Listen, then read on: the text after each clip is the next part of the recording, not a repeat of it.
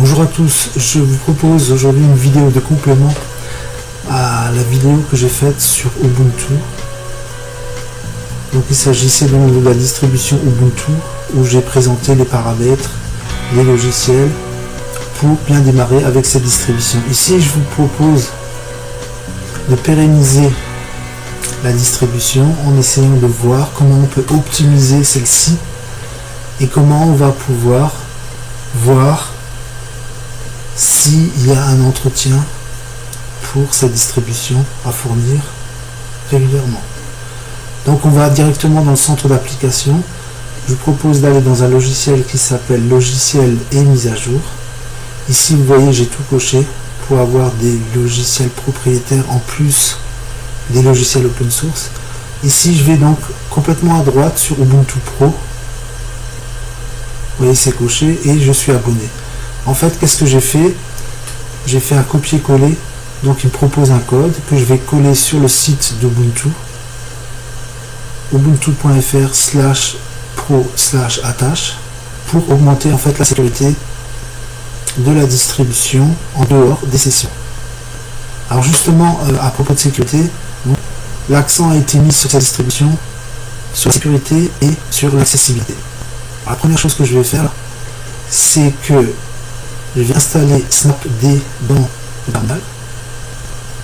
Voilà, j'ai surligné en bleu. Ça, c'est une chose importante à faire. Donc la sécurité, elle est renforcée sur cette distribution.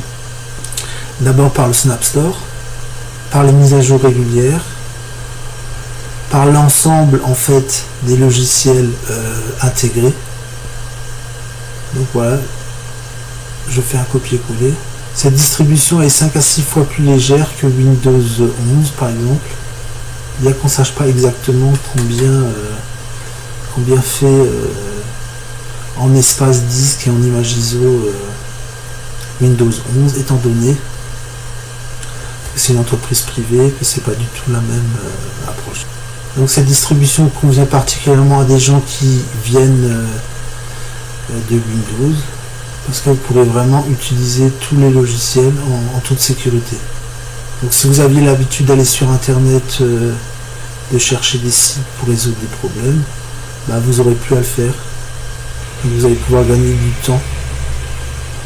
Alors ici, ce que je vais faire en fait, je vais vider le cache de ma mémoire vive de mon processeur. Donc je colle simplement cet énoncé, je fais entrer. Mon cache faisait 6,4 Go, il devrait passer là à moins de 2 Go. Donc on va vérifier ça. Voilà, normalement il y a juste ça à installer. Alors il faut savoir que il n'a pas besoin d'être complètement vide, puisqu'en fait les caches sont indispensables au bon fonctionnement de certains logiciels, et notamment l'interface. Ça permet une meilleure utilisation. Donc ça c'est une procédure à faire. Vous voyez là, je suis retombé à moins de 2, je suis à 1,2. Donc là c'est bon. Ah non, pardon, 11,4 puisqu'en fait j'ai rajouté une barrette. Donc voilà, pour moi c'est bon. Donc à faire uniquement tous les 6 mois, tous les ans. Alors ici j'ai Botrix dont j'ai pas besoin. Je vais le chercher dans mes logiciels et je vais le désinstaller. Mais j'ai aussi le Web Store à désinstaller. Ça, c'est un petit détail, mais je veux quand même vous le montrer parce que c'est pas évident.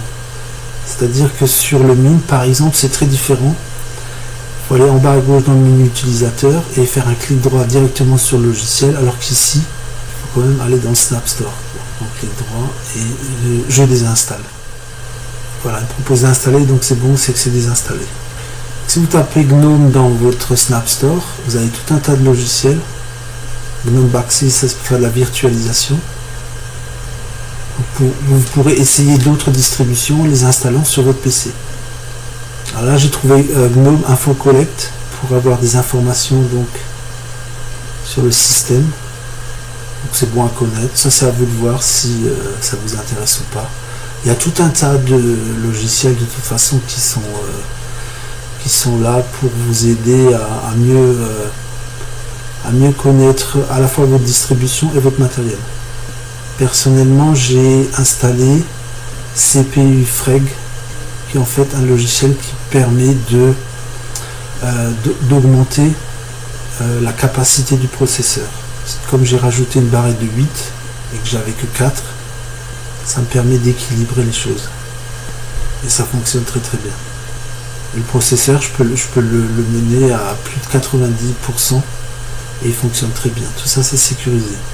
On a à peu près tout vu. Je vais vous montrer encore le BTOP, le BTOP en anglais, je crois que ça s'appelle. Ce qui va nous permettre justement d'apprécier l'utilisation des ressources en temps réel par le processeur. Alors si vous le souhaitez, vous pouvez encore agrémenter votre bureau et voir dans Snap Store si vous pouvez trouver des extensions éventuellement. Bon, personnellement, je trouve que c'est pas tellement utile parce que vraiment c'est complet et c'est très fonctionnel. Après ça, il nous restera juste à vérifier qu'on ait bien le Live Patch. Parce que comme on a souscrit à Ubuntu Pro, normalement on devrait avoir une icône en haut sur la barre, une icône Live Patch. Et s'il est activé, c'est que tout est bon. Vous voyez, vous n'avez pas beaucoup d'entretien finalement. Vous avez un gestionnaire de mise à jour, donc même la gestion des paquets, vous n'avez pas à vous en occuper. Vous avez simplement un gestionnaire de mise à jour et une mise à niveau à faire tous les 2 ans et vous n'avez jamais de problème. Si vous aimez la nouveauté, vous aurez... c'est ce qui est très bien sur cette distribution, c'est que c'est régulièrement mis à jour et vous avez beaucoup de nouveautés. Pour le numérisateur de documents, ça je ne vais pas en avoir besoin, je pourrais les installer aussi. Alors, je voulais quand même vous montrer ce que c'est que ce BTOP. Alors il existe un tas d'outils. Alors on connaît le HTOP, on connaît également un autre logiciel, c'est le DASH, D-A-S-C-H. Voilà, donc pour moi c'est bon, c'est réglé. Donc dès que je vois la ligne verte réapparaître, c'est que c'est bon, c'est que la procédure est terminée. Donc en général il me le met tout à la fin. Quand je viens d'installer un logiciel, je le retrouve à la fin. Donc vous voyez, finalement il n'y a pas grand chose à faire quoi. Et vous aurez une distribution qui vous permettra donc de travailler, créer et vous divertir. Voilà, je vous ai montré l'essentiel de ce qui me semblait important de montrer. Je vous remercie de votre attention, je vous dis à très bientôt. Au revoir.